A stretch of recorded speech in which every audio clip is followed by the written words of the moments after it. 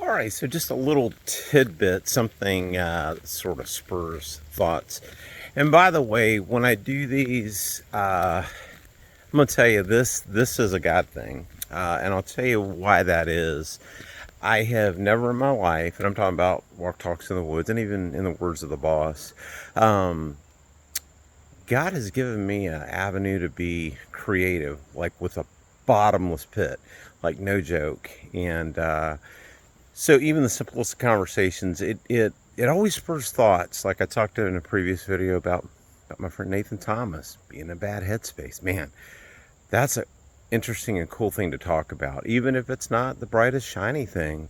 And all I can say is, man, every thought on planet Earth, good, bad, or ugly, is a discussion point. So there you go. There's always things to talk about. And you know what? I'm going to be the Rottweiler, 109% till the day I die. But I want to show y'all something because a thought came to me while I was walking. So you see right here on the trail, which if you look in the distance, there's a little bit of sunshine. The curve is right about there, and you start walking back towards the road. So the way the path is set up is always going to take you back to where you're going, but as far as the overall path, you know, it's got this certain particular predictable track, which is good because it gives you a semblance of you're always going to have a final destination. So the reason that I showed you all the picture of the 3 mile mark is that right along with hay, eventually you're going to end up back where you started at the finish line. Start and finish, same. That 3 mile mark means that if you've been walking, man, there's a commitment factor. And that means for 3 miles, you have dedicated to putting your feet out in front of you and walking, whether that's running, biking, whatever. And each commitment is different. I will say that much. And, 2.3 more miles, I'll be finished. And so what's interesting is it's like, okay, it's really not difficult for me. But man, it keeps me on track, no pun intended.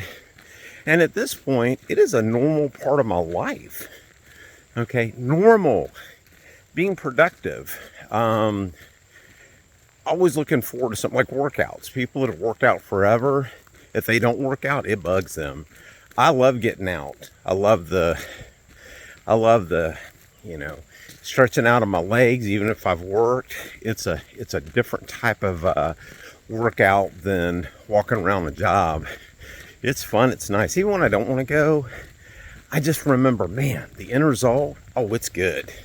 So, and one thing I thought about in particular to the walks I do is that, like in business. So I talked about Nathan. Nathan and I were pretty heavily involved in multi-level marketing, and so there's some things you learn along the way, and he actually did much better than I ever did. But you still learn things along the way. So I remember we would go to these conferences, and big events, thousands of people, a lot of fun, and you learn stuff. And after a while, it's like, man, you feel overloaded, but it's like the world's greatest middle colon cleansing, if I could think of one, the MCC, if you can make it an acronym. But one thing that was fun and interesting is it was like, okay, y'all are having a good time. You're like, yeah, we're having a great time. We're going to conquer the world and do well and blah, blah, blah.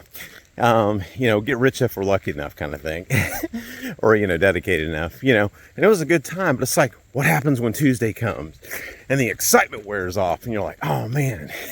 And then it's like, what are you left with? Discipline, commitment, and you're like, you want to do like Steve Carell from The Office, where you're yelling, no, because that actually requires work.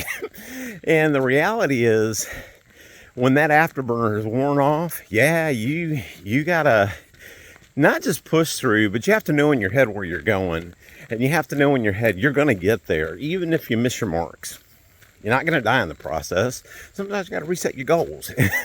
And I say that because at the end of it, I wish excitement and adrenaline was carry us to the end. Nah, man, it's that dedication. It's that excitement that goes with the dedication. I should say that makes it worthwhile. So one thing I think about a lot, it's like we'll plan for vacations or bigger events. I do a couple a year.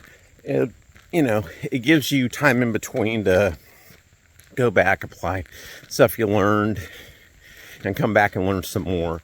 And if you really are pursuing stuff, your mind's gonna open up. And like right now, I'm back to reading resources on sales because I want to do it better. I don't know that I'm ever going to write, but if I do, my goodness, I might write a book. Not really. I don't need to write a book. There's a ton of them out there. But yeah, always in the constant mode of learning. So like one resource that I bought last year, looking back at it, it's like, oh, that's kind of cool. See, a little bit different, that kind of thing. And I know I'm missing the mark on things I think I may be aware of or things I just have forgotten. Just when you're taking on new information, you're not always going to remember everything. And like, that's okay because you're learning. And learning is growth. So, yeah. So, at the end of it, don't let that half-second afterburner wreck your future. Get busy. Be dedicated. Understand commitment involves WORK.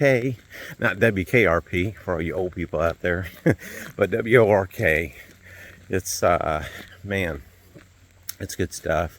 Well, look, just some food for thought. I wanted to kind of lay that out there. And remember, when you're at mile 3 and you're looking forward to mile 5.3, you got some work ahead of you. So get busy and get excited because it cometh. God bless.